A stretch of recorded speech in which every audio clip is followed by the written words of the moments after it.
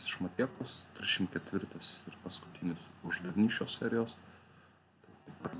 Tekstinis uždavinys su sudėtiniais procentais turbūt.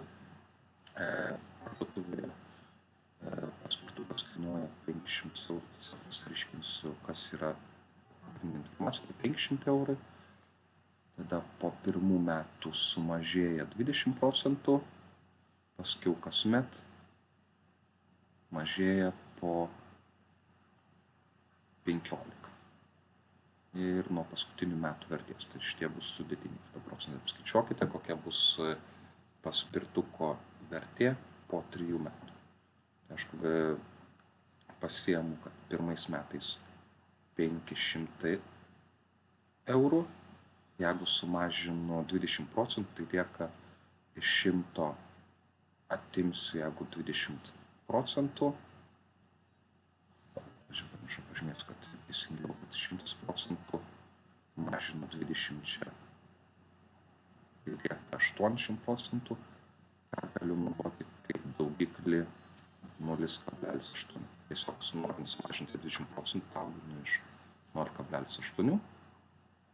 Tada kasmet mažėja po 15%, jeigu mažinu 15%, tai pasilieka 85, tai 100% minus 15%, pasilieka 85%, kas daugiklis bus 0,85.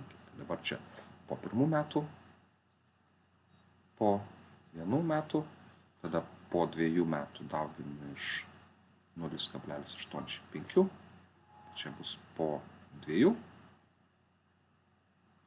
ir po 3 metų reikės tada dar kartą dauginti iš 0,85 ir įrašau į skaičiuotuką, tai mano skaičiuotuvas.